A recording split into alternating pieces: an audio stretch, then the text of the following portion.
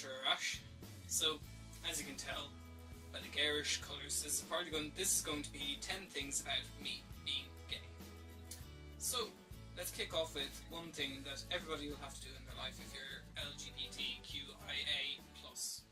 And that's announcing an aspect of yourself to your world, or the entire world, in my case, or whoever bothers to watch. Anyway, so yeah, I've already done 2 coming out videos, and it kind of explains my whole story, pretty much. So, a couple of things to remember. If it's your first time coming out, or if it's your 101st time coming out, is you have to do it when you're comfortable. You know, and if you're not comfortable, then you're not gonna be happy doing it. You know, at the end of the day, and that kind of leads into another point. You know, when you're comfortable with it, you have to give other people time to become comfortable with it, because it might have taken you 10, 12, 15 years to come up with, you know, being okay with yourself being gay. Give your parents and your friends and your colleagues and whoever else you happen to tell that extra little bit of time. You know, 9 times out of 10 it's going to go okay. 1 in 10 probably won't go as well as you want it to go. But, you know, that's my 3rd point. Always have some kind of a support network around you. Whether it's your friends or your family or both, anyone you can go and talk to. Teachers, friends, colleagues, family, whomever. Somebody that you can go to and say, look, that went really, really badly. It's like, it'll be okay. And as I said, it can take time for people to come around to it, you know. My parents, thankfully, were very accepting. That's coming out in a nutshell. I don't know what else to say, really, other than I thought I had to talk about this with a friend of mine in class, and it's kind of, oh, I'm Stephen, I'm gay. Or, this is Stephen, he's gay. You know, should one introduce oneself as being one's sexuality? This is John, he's straight. This is Claire, she's straight. This is Stephen, he's gay. Should we introduce ourselves and identify ourselves as being who we are? You know, whatever about going to Pride and wearing it on your sleeve and flashing a rainbow flag around the place, for me, it's not my core defining attribute of who I am. So, I don't. But, if anyone asks me, am I gay? I would certainly say, yes, of course I am. You know, why, I'm at the stage now where I won't deny it. I've been through the stage of denial, and now we're on to self-acceptance. Point number 2. Questions I've been asked. Everything from, I have a gay friend, do you know? Or, do you think that guy is cute? How do you know you're gay if you've never been with a girl? And, what's it like being gay? The sex must be painful. You know, kind of going. And these are questions that everyone will be asked at one stage or another, you know. Or, why don't you like me? You know, am I not attractive enough? You know, whatever. And it's all about, you know, they want to know how you perceive them. You know, or the person on the street, or the hot guy at the bar. You know, it's all of those kinds of things. And I'm kind of going, look, again, because I've been through it, you can ask me whatever questions you like. I've said it before and I'll say it again. You know, and if I can answer them, I'll answer them. If I can't, I won't. And if I don't want to, I won't. But, yeah, if I can answer a question, I'll answer it. Moving swiftly on, school. Coming out in school. If you've watched my coming out story videos, you'll know what secondary school was like. But, no, generally speaking, I'm not going to stand here and say, look, I had a brilliant time. But, generally speaking, it wasn't all that bad. You know, you get the odd comment, you get the odd stare, the odd joke. There was never anything physical, you know, thankfully. But even just the sly comments here and there, you know, it's just that little insidious stuff that's kind of going, it's banter, you know. It's like Martin O'Neill saying he doesn't want to be thought of as queer by going on a plane with Robbie O'Neill on his own, or whatever the feck his name, Robbie Keane? I don't watch the tennis. Anyway, so it's just all of these little insidious, insipid little comments that people think it's okay to say in this day and age, and it's really not. You know, banter is banter, but when you've got sly little shady comments going on, that's not cool. You know, if you want to say something, say it openly. You know, you have the right to freedom of speech, and I have the right to call you an asshole. But there you go. This video is brought to you by Coors Light, discounted twice from 98 cents per bottle to 95. Thank you, Dunn Stores. And again, because I have this all kind of nicely, neatly planned out, I now have it all set to flow. So point number 4, crushes. We've all been there. That one person that is either out of your reach, somebody you shouldn't be thinking about, or the hot guy at the bar that you'll never, ever, ever, ever, ever, ever, ever, ever, ever talk to. Ever. Because he's the hot guy at the bar. Deviating slightly, straight crushes. I've had plenty of them, you know. And again, it feeds back into the questions about, you know, do you like me? Do you think I look good? Or do you have a crush on me? Or do you feel anything for me? And I'm kind of going, no. But, you know, we're all going to have crushes at some stage or another. And I kind of tend to reference it now back to Hosier, where he says you fall in love with people just a little bit every day. You know, and it's kind of nice, but it's also a bit depressing when you actually think about it. It's just like, oh god, there goes another one, and another one, oh, and another one. You know, so straight crushes, painful, enjoyable, but you know, it's going to happen. And then you've got gay crushes, and they're just the same. Because unless you're actually going to do something about it, unless you're going to go up to the hot guy at the bar and say something to him, you know, all it'll ever be is just something in your head kind of going, he's nice. You know, or I really, really, really like him. Or, you know, I could see myself with him. You know, that kind of a thing. If it gets to that stage, you really have to do something about it. Otherwise, you're just going to sit there in misery going, I was actually playing bingo last night, and it's kind of like that. You sat there waiting for that one number to fill up the line or the box, and I'm kind of going, come on, do something about it. Just do something about it. Also, there has been the odd female crush. You know, Pamela Anderson when I was much younger. You know, I think everybody, regardless of who you were, gay, straight, man, woman, you know, everyone had a bit of a thing for her. But yeah, there has been the odd woman that I'd look at and kind of, But that's the other thing, another question, going back. You know, it's like, well, what do you think of when you look at women? I said, well, she's an attractive person. That's about it. She doesn't do anything for me in the whole, this thing, you know? She doesn't do anything. But she's a very attractive person, you should go and talk to her. That kind of an answer. Moving swiftly on again. Gay bars. I remember the first time I went to the George. Now I'd grown up watching Queer as Folk and Will and Grace and all of these other kinds of things, and I had an impression of what gay bars were going to be like. I walked into the George on my first night and I was kind of thinking, it's not all that dissimilar, but it was noticeably not as hyped up. Now obviously TV is fiction, but you know, it was a bar. I'd been in bars before. It was just another bar. There happened to be a couple of men in, you know, string vests or whatever, and waistcoats, and I was just kind of going, I'll have a pint, please. You know, I didn't get overly hyped up about it.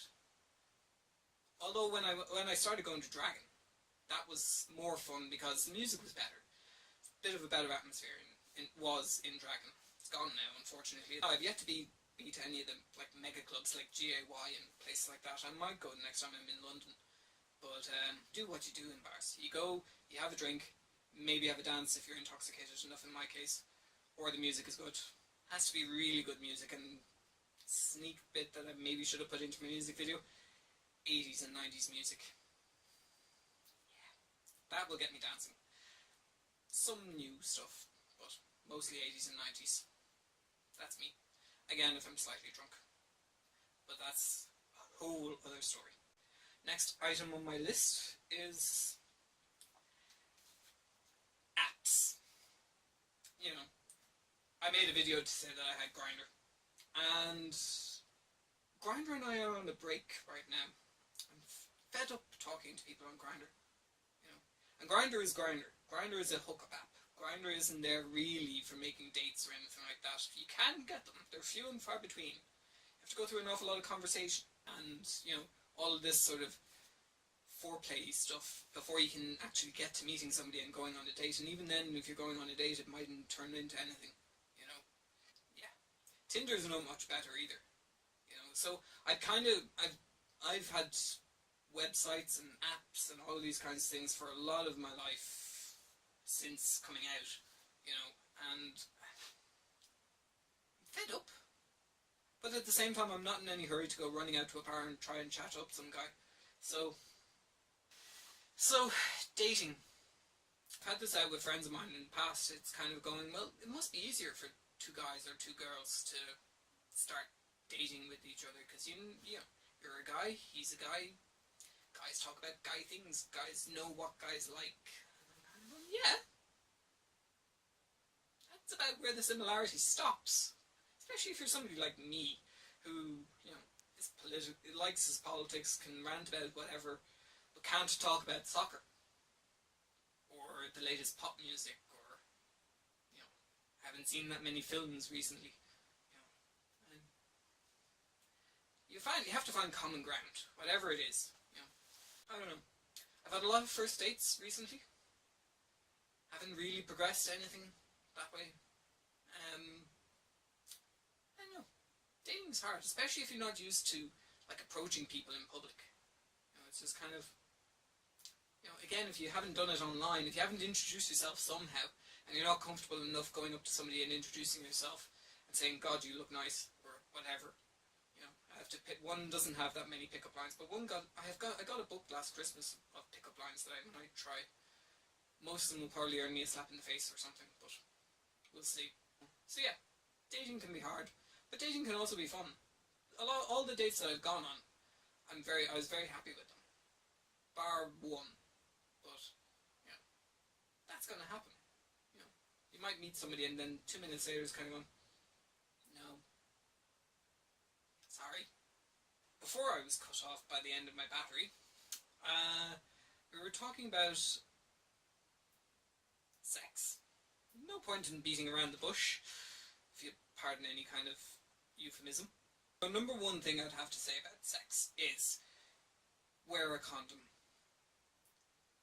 No ifs, no buts, no, oh, it doesn't feel right, or, you know, I'm clean, and all of these kinds of things. You could be as clean as the Pope's undergarments, but you still need to wear a condom. HIV is on the rise in every swathe of the community, and sexuality, and everybody in the whole world is getting HIV, and lots of it, and it's only getting worse at the moment. So it's not good. It's really not good. You know, and at a time where, you know, okay, you know, we have treatment and all these kinds of things, when lots of countries are looking to, you know, be more lenient with their MSM blood bans and so on, it's kind of at a stage where we're grown-ups. You have to fucking take responsibility for yourself. A condom doesn't just protect you from HIV. It protects you from STIs. It protects you from a whole other range of problems. You know, it's not expensive. It's a quick, easy thing, you know. Wear a goddamn condom. Simply put. And get tested regularly. It should be as routine as going and getting your teeth cleaned in the dentist. There's no reason not to. Anyway. Sex. So, as with anything, there's at least two people involved. If you know what you want, ask for it. If you know what you don't want, say so. That's one thing I could definitely say that an awful lot of people don't say enough of. At the end of the day, as with most other things in life, be considerate. Take into account what the other person is feeling and thinking and looking for and wanting. And if it's just sex, if it's just a random hookup, that's all it's going to be. Don't read into it, don't do anything with it, just enjoy it. You know, just go for it. Why not? We've all been there, we'll all do this at one stage or another, or many stages in another, you know? So, why not go out and enjoy it? But if it's with, if it's with somebody that you've been with for an awful long time, and you enjoy it, and things are happy and fine and good, and you're all clean and safe and happy, then more power to you. You know? So, wear a condom, get tested, and talk about it. If you can't do those two things, then you need to start learning. Because sex is great. Sex is fun. Sex is pleasurable. Sex is enjoyable. You know, it burns an awful lot of calories if you do it right, / vigorously, / whatever other word you want to look at. So, if it's going to be good for you, you might as well make it the best for you. Another point that I hadn't really planned on talking about until I went to an event yesterday around the Pride Festival, and it's pride and politics. I'm not sure how in depth I'm going to go into this, but pride rallies were started as political backlashes. You know, a way of making our voices heard on a political stage. In America it was Stonewall. Here it was things like young men being killed in parks. You know, it's all of these kinds of things, and it's what's gotten us to where we are now. As a community, as a global community, you know, and it's not a perfect world yet. There are lots of things that we can do to make this world better for us and for the people that come after us. Pride is a political rally. It's as much as it is about going out and getting pissed, or enjoying a couple of drinks, or chatting up a guy, or whatever else happens to happen. You know, going out and having fun. And being visible and representing yourself and saying, yes, I'm here, I'm gay. It's never something I've taken terrible amounts of pride in. I understand why the Pride marches exist, and I like going to them, and I like marching in them. But if you ask me if I'm proud to be gay, I don't know.